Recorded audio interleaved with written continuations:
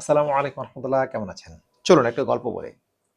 এক রাজ্যে এক লোক গভীর রাতে খিদার চোটে অনেক কষ্ট করে একজনের রান্নাঘরে ঢুকে ভাত খাচ্ছিল।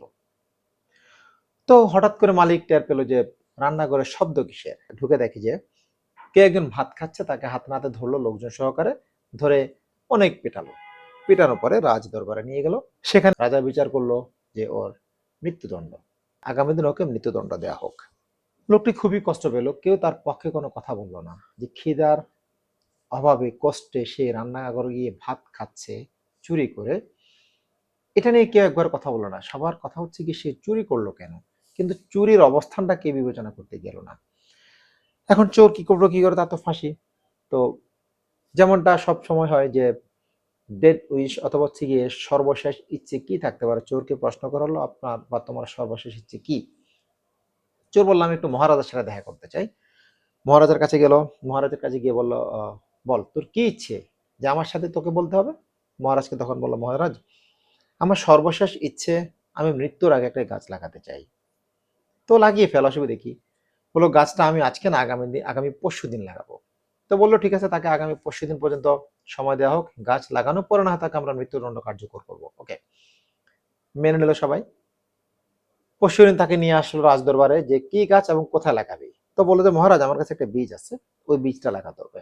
আর ওই বীজটা আমি লাগাতে পারবো না, ওই বীজটা লাগাতে হবে এমন কেউ যে গত 3 থেকে 4 মাসের মধ্যে কোনো চুরি করেনি, কোনো ধরনের চুরি করেনি, একদম ফ্রেশ হতে হবে। তো এটা তো আমি লাগাতে পারবো না, যেহেতু আমি চোর করে গত পরশুদিন আমি চুরি করেছি, হাতে নাতে ধরা গেছে চুরি করে ভাত খেতে গিয়ে। তো এমন কাউকে হোক যে চুরি করেনি। তো আমার বিশ্বাস রাজমহল থেকে এই বীজটি কেউ বপন করুক জমিনে। বললো কি এমন কঠিন কি কাজ। এই মন্ত্রীরা নাম ধরে বললো, অর্থমন্ত্রী আপনি একটা কাজ করেন, এটা তুমি লাগাই দাও।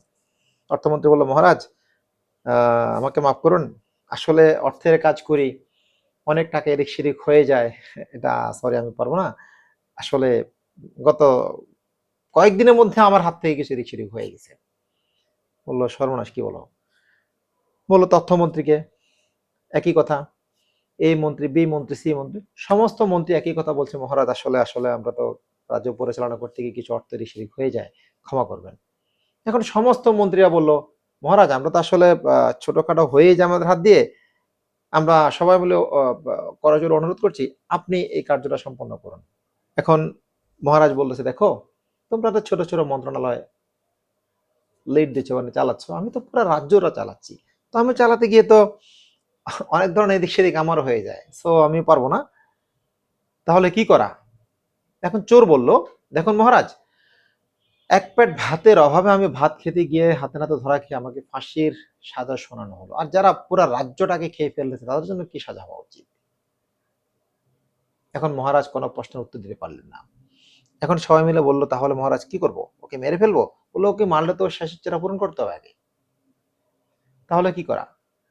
মন্ত্রিসভা থেকে একজনে বললো, মহারাজ ওকে তো ছেড়েও দেওয়া যাবে না, যদি ছেড়ে দিই বাইরে গিয়ে বলবে সমস্ত মন্ত্রীরা চোর। তো কি করা যায়, কি করা যায়, মানে উপদেষ্টা সাজেশন দিল। রাজার উপদেষ্টা, খাস উপদেষ্টা সাজেস্ট করলো, মানে পরামর্শ দিল, মহারাজ ওকে আমরা মনে হয় আমাদের মন্ত্রিসভায় ভরে নিতে পারি, তাহলে সে বাইরে গিয়েও কিছু বলবে না, সেও বেঁচে যাবে, আর প্রবলেমের সমাধান হয়ে গেল। রাজা বলল, আইডিয়া ভালো, গো হেড, তাহলে এটাই করো। আর কি করা। সে চোর হয়ে গেল মন্ত্রিসভার সদস্য। অনেকগুলো চোরকে আহ ধরিয়ে দেওয়ার ফলে যখন ধরা খেয়ে গেল, অনেক চোর একসাথে এখানে কাজ করছে, আর একজন চোরকে মন্ত্রিসভায় জায়গা করে দিল। তাহলে ওই রাজ্যের প্রজাদের কি অবস্থা হবে বলতে পারেন। এইভাবে চলছে পৃথিবীর অনেক দেশ, যেখানে কোনো সভ্য ভদ্রলোক মন্ত্রিসভায় থাকে না, অসভ্য, চোর, উচ্চ শিক্ষিত নিম্ন শ্রেণীর লোকগুলো ওখানে মন্ত্রিত্ব দিয়ে যাচ্ছে। এই লেভেলের উচ্চ শ্রেণীর নিম্ন মেন্টালিটির লোকগুলো যদি মন্ত্রিত্ব দেয় বা মন্ত্র সেবা পরিচালনা করে, ওই দেশের ভবিষ্যৎ কেমনটা হওয়া উচিত। Thank you very much. আসসালামু আলাইকুম।